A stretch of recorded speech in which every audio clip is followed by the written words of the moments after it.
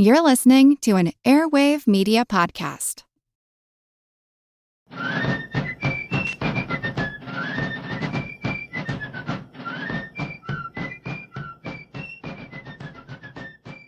Hello, and thank you for joining the American Revolution. This week, episode 302, Clouds Creek Massacre. Last week, we covered some of the violence between Patriot and Loyalist militias in North Carolina as the last British soldiers evacuated that state. This week, we're going to turn to South Carolina. Now, around the time of Yorktown, General Clinton sent General Alexander Leslie to take command of the British Army at Charleston. The 50-year-old general came from an old Scottish family. He was actually named after his ancestor, who was famous for being a leading officer in the English Civil War. General Leslie had served in America for 14 years and was already serving in Boston when the war began. Like many, he was sick of the war by 1781 and had made multiple requests to General Clinton to return home to Britain. Leslie had served in the Carolinas under General Cornwallis. Clinton had ordered him to go to Virginia in 1780, but only after a few weeks there, Cornwallis ordered him to bring his forces down to Charleston. This was shortly after Cornwallis had lost his Loyalist militia at Kings Mountain and was in desperate need of reinforcements. After Guilford Courthouse, however, Leslie returned to New York. This was for health reasons. Leslie remained in New York during the Yorktown campaign, but with the loss of Cornwallis's army at Yorktown, the Southern Theater needed a new commander. Clinton sent Leslie to Charleston, where he arrived on November 8, 1781. Leslie's orders were to protect as many British outposts as possible in the state, but by this time there was little to protect other than the forces right around Charleston and Savannah. Leslie almost immediately ordered the evacuation of Wilmington, which we covered last week.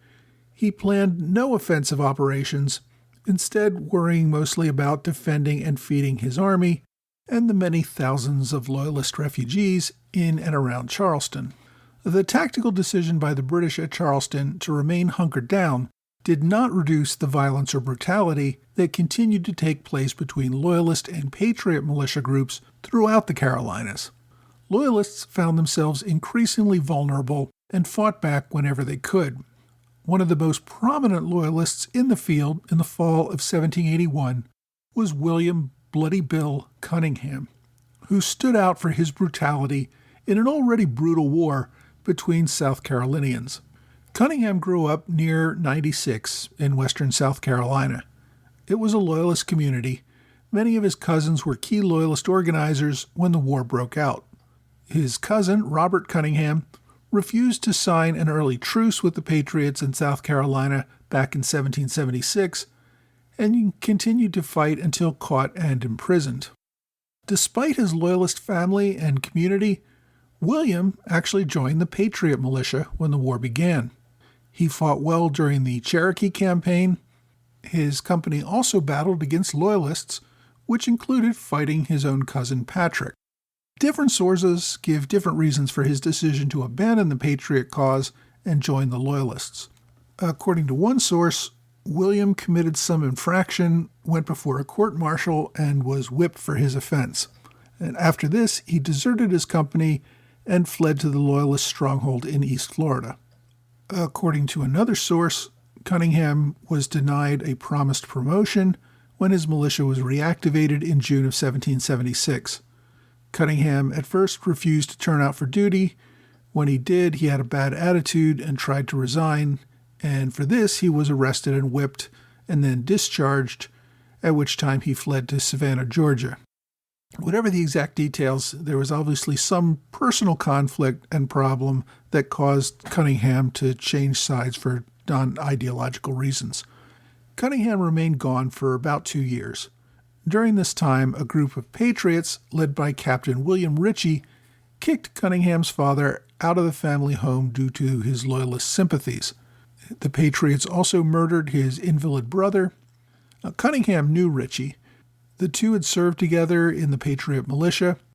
In 1778, Cunningham returned from his exile, rode up to Ritchie's house, confronted him in front of his family, then shot the man and killed him. After that, Cunningham disappeared again for another 2 years. In 1780, when the British took Charleston, Cunningham joined his cousin's Loyalist militia regiment and fought at the Battle of Kings Mountain. Like many Loyalists there, he was taken prisoner, but managed to escape while being marched to prison. He returned to active duty and received a commission as captain in the Loyalist militia.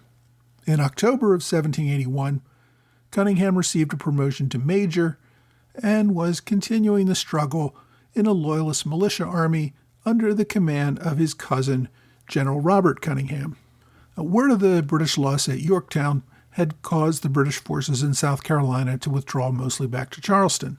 But for the local Loyalists, they were ready to fight to the death. The conflict became even more desperate.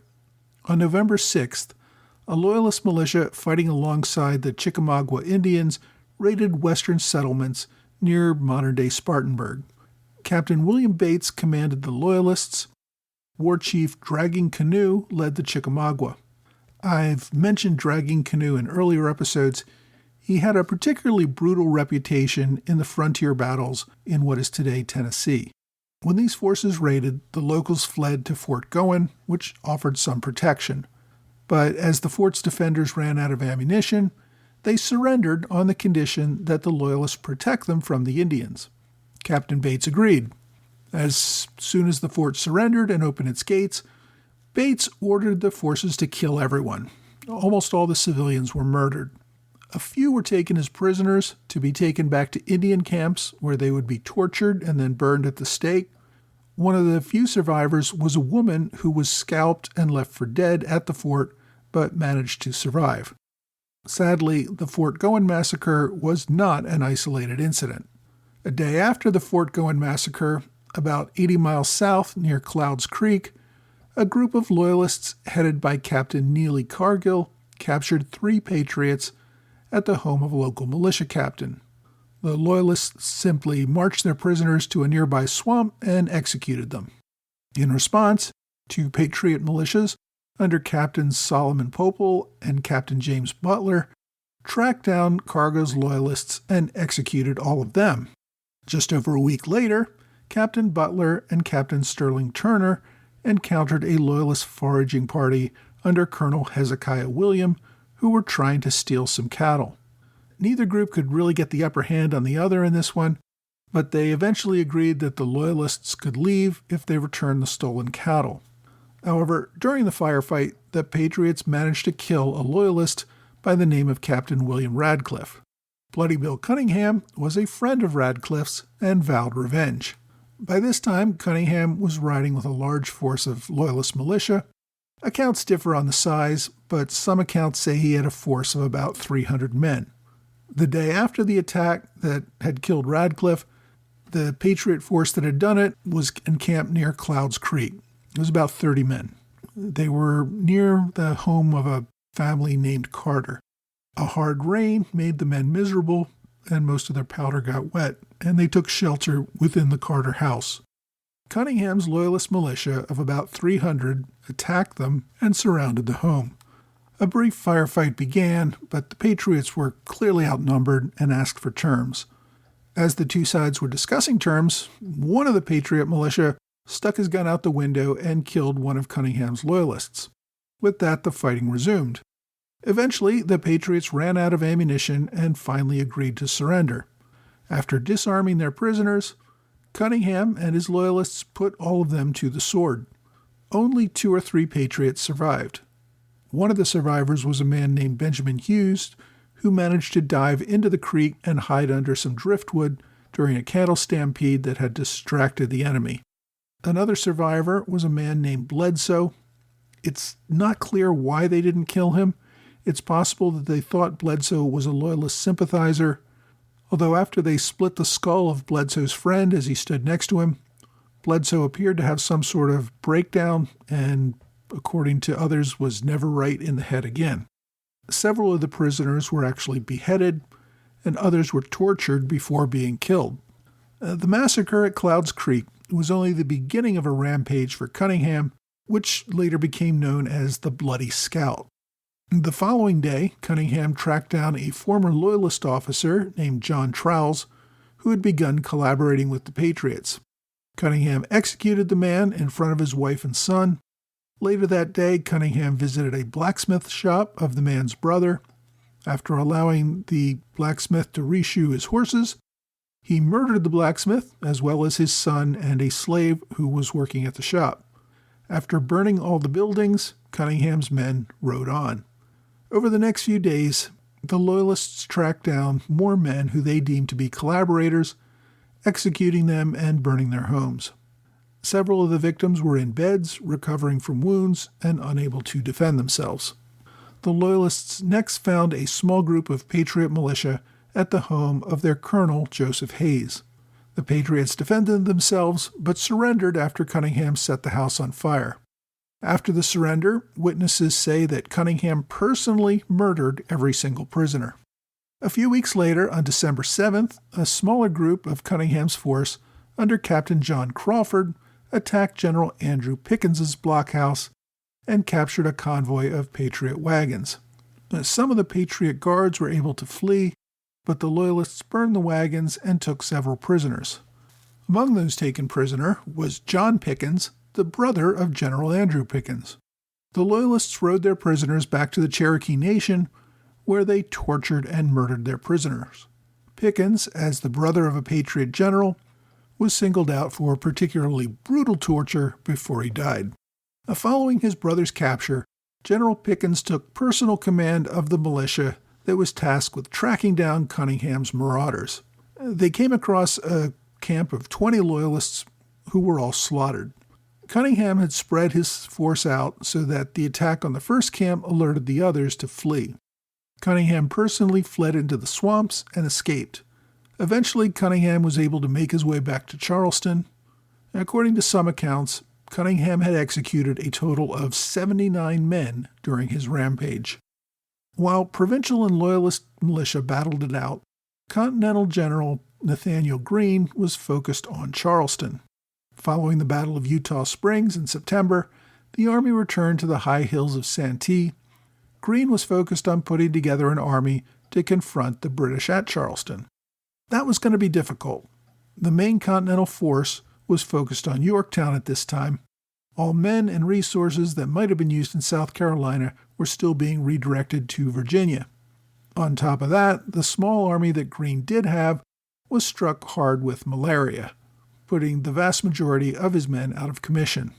After the American victory at Yorktown, Washington sent Greene more Continental reinforcements under the command of General Arthur Sinclair. The reinforcements were supposed to include a few regiments of regulars from Virginia. However, even after Yorktown, Virginia state officials were still afraid of another attack, and they refused to allow the Virginia Continentals to leave the state. And they even recalled many of the Virginians who were with Greene at the time. As a result, Greene ended up without many more men than he had even before Sinclair arrived. Greene did get some assistance locally.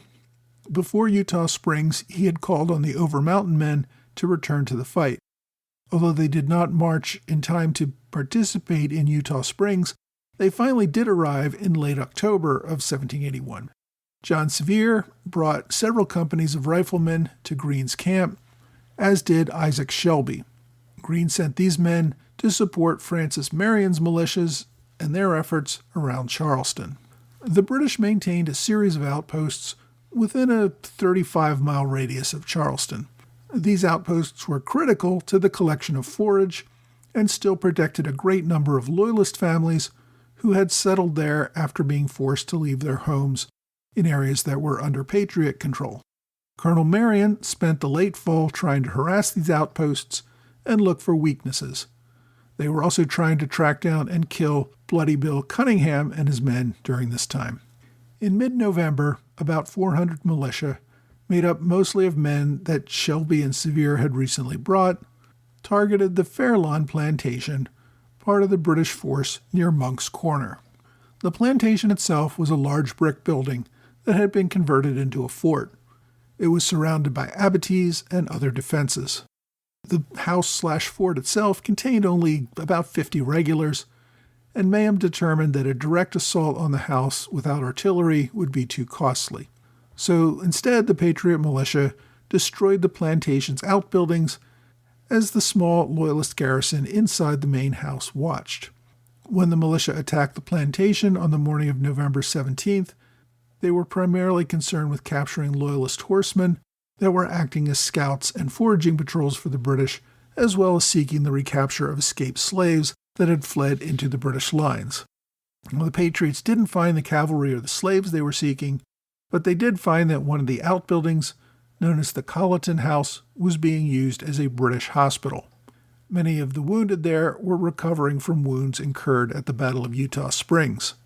When the Patriot cavalry arrived, the medical staff put up no resistance and surrendered immediately.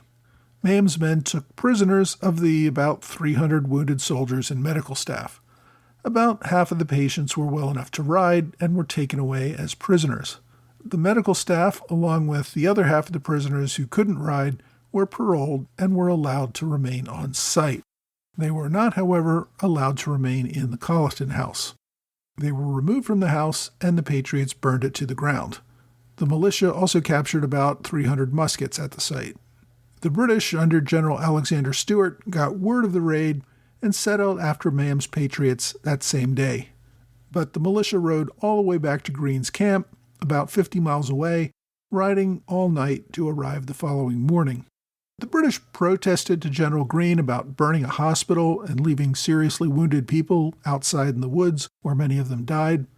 After an inquiry, Greene seemed to concede that burning the hospital, which Maham believed necessary to destroy all the British supplies held there, was probably not appropriate. Greene, however, also pushed back against British criticism, given the terrible treatment of American prisoners in British hands in Charleston. Following the raid, General Leslie in Charleston ordered the garrison to abandon the post at Fair Lawn and pulled back many of the other British outposts so that they would be closer to Charleston, where the main British force could support them within a few hours if needed. Following the pullback, one of the most distant outposts remaining was Dorchester, about 19 miles from Charleston. The main British army that had fought at Eutaw Springs under Colonel Alexander Stewart was camped there. Stewart was still away recovering from his wounds, so command fell to Major John Doyle.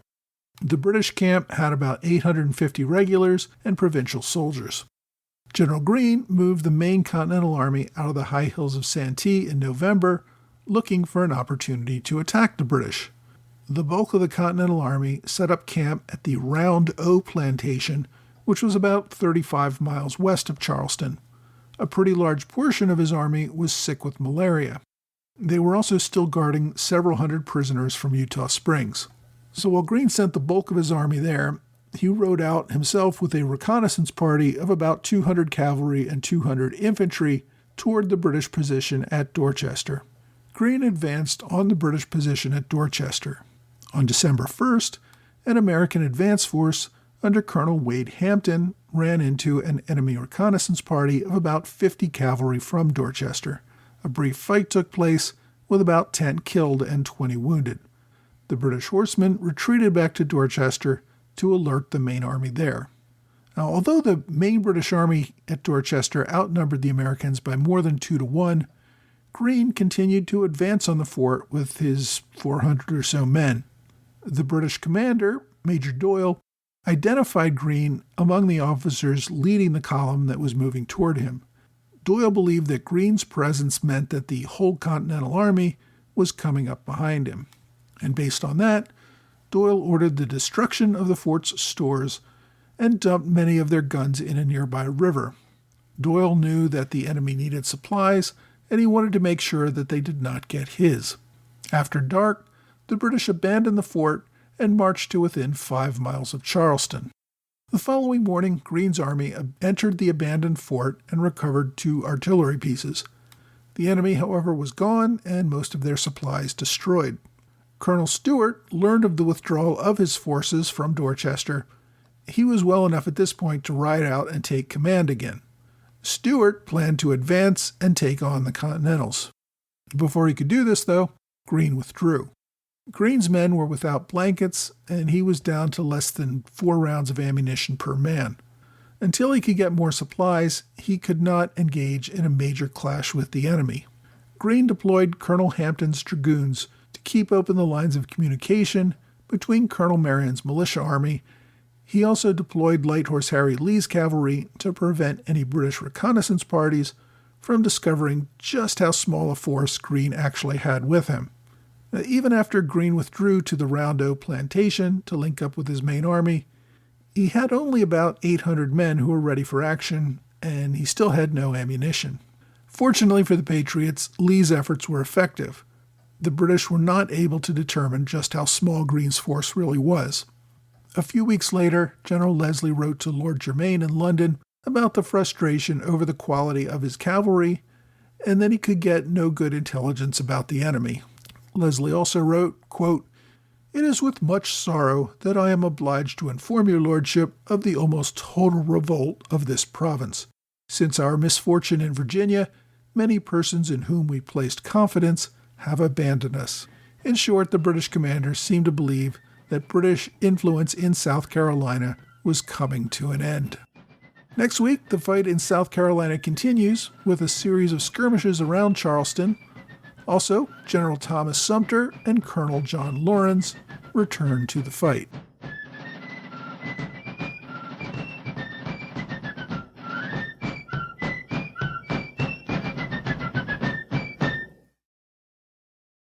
Hey, thanks for joining the American Revolution Podcast After Show, part of the Airwave Media Network. Thanks to my Patreon supporters in the Alexander Hamilton Club, George Davis, Mike Hager, John Celentano, Michael Mulhern, and the Sons of the American Revolution. And you can check out their podcast at fastfunhistory.com. Thanks to Robert Morris Circle supporters, Chasen Harrison and Joe Kelsey. Welcome also to the newest member on Patreon at the Privy Council level, Peggy Hawkins. I also want to thank Paul Brown for a generous one-time gift via PayPal. Later this week, I'm going to be meeting with podcast listeners at my monthly roundtable on Zoom. We will discuss the forgotten heroine of the American Revolution, Jemima Warner. These roundtable events are a great opportunity for you to interact with me and others who love to talk about the American Revolution. If you want to be sure to be informed about upcoming live events, be sure to join my mailing list. There's a sign-up for it at the bottom of each podcast episode. This week we covered the situation in South Carolina as news arrived about the loss of the British Southern Army at Yorktown. For British loyalists in the South, this was pretty devastating. I think the reason many loyalists were loyalists was because they saw the British government as invincible, and standing by the king in times of crisis would result in reward. Instead, it was becoming ever clearer that British interests were not going to succeed in the end, and that they were going to have to face the consequences of Patriot rule. Now, we'll get into some more of those consequences of picking the wrong side next week when I discuss the return of South Carolina's civilian government. And there were also those who were in it to the very end and saw this as a struggle that would likely result in victory or death. One of those that I discussed today was William Bloody Bill Cunningham. As I pointed out in the main show, Cunningham was not a loyalist out of ideology. It really had more to do with personal relationships, specifically the attacks on Cunningham and his family that he would pay back with even more brutality. As I've already discussed over many episodes, South Carolina was a pretty brutal place, with neither side having much attachment to the niceties of war or respecting prisoners or non-combatants. Cunningham was only a teenager when the war began, and probably only became more brutal when he saw around him all the brutality of this war. As he was cutting his path of destruction in late 1781, the Patriot militia targeted him to be taken down, and it was doubtful that anyone wanted to take him alive. Even so, Cunningham managed to escape capture. The state did confiscate Cunningham's property in South Carolina in 1782. As Charleston was getting ready to fall, Cunningham fled to East Florida, where his wartime looting turned into peacetime looting. He commanded a criminal gang that looted houses and towns along the coast.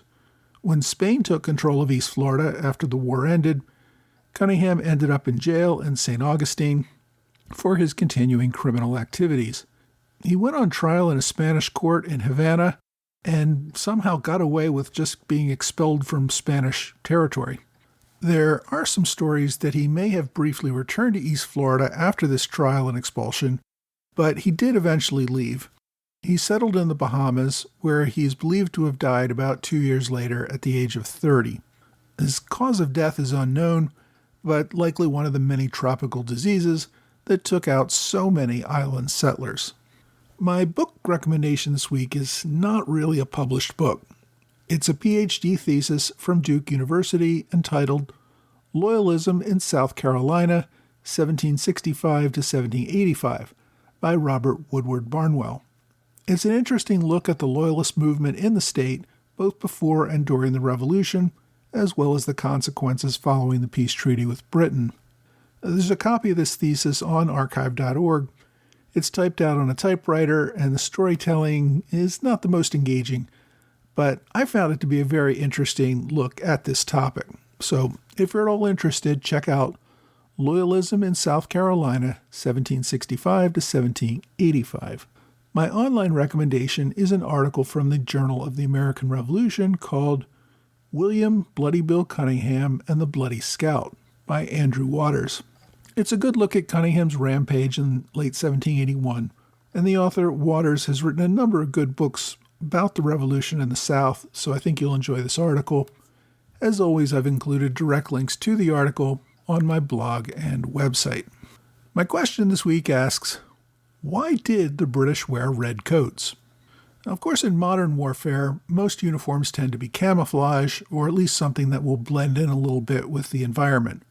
The hope is that soldiers will not stand out from a distance and become targets.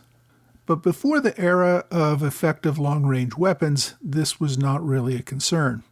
Soldiers often wanted to identify themselves very clearly to both friend and foe from a distance. So distinctive and bright colors were the norm. So how did the British choose red? According to some accounts, this came out of the Crusades in the Middle Ages. At the time, knights wore tunics over their armor. Now at home, knights wore crests or other images associated with their local lords. But in larger battles like the Crusades, this led to chaos because everybody had on some different design. The tunics were needed to identify the combatants on the battlefield and the state for which they fought. Members of Christian nations generally wore crosses, with the color of the cross identifying the knight's country of origin. Now, even this took time over several crusades to get down to something that was really workable. The Red Cross first came to be associated with the Knight Templars. In the Crusade of 1188, both English and French troops wore white tunics with a red cross on them. This worked out fine because they were both fighting together under Philip II of France and Henry II of England, so them all wearing the same uniforms really didn't make much difference. And it was also around the same time that British ships began using the Red Cross on their flags as well. They did this specifically because they wanted to be marked as being under the protection of the Doge of Genoa. English fleets paid protection money to the Doge, and this identified them as receiving his protection when they were in the Mediterranean. Over time, the Red Cross became associated more specifically with just England. As medieval tunics fell out of style, British soldiers continued to use red and white colors in their uniforms. But it wasn't really a standard yet. Henry VII had guards who wore green and white uniform. Henry VIII changed that to red and gold. Henry's use of red stuck, and after his reign, the color red became much more commonly associated with English soldiers. This association only grew over the next century. When Oliver Cromwell created the New Model Army in 1645, redcoats became the standard issue to all soldiers. Red dye for the wool to make the coats was cheap and easily available, making the color an economical one as well. These traditional red dyes were made from the cochineal bug. Even after the monarchy overthrew the Cromwell regime and took back monarchical control of England, it continued to use the practice of outfitting its soldiers, which were called the New Modern Army, in red coats as part of the standard uniform. Initially, the British officers did not necessarily wear red, but this also changed over time. During the American Revolution, officer coats were a slightly different shade of red from those of the enlisted men. The officers referred to their coats as scarlet. Also during this time, the French army traditionally wore white uniforms, the Prussians wore blue, and the Russians wore green. Each country's uniform choice in the 1700s was to make the soldiers easily identifiable and also to look impressive. The British Army continued to wear red into battle through the 1700s and well into the middle of the 1800s, when more accurate weapons began to make it less sensible to stand out on the battlefield. Soldiers began wearing khaki uniforms in the 1850s, with the last redcoats going into battle in 1885. The British dress uniform, even today, continues to be the traditional red coat, even if battle fatigues have evolved into something more muted. If you have a question you'd like me to answer, please reach out to me either via email or on Twitter, Facebook, Quora, or Reddit. Well, that's all for this week. I hope you will join me again next week for another American Revolution podcast.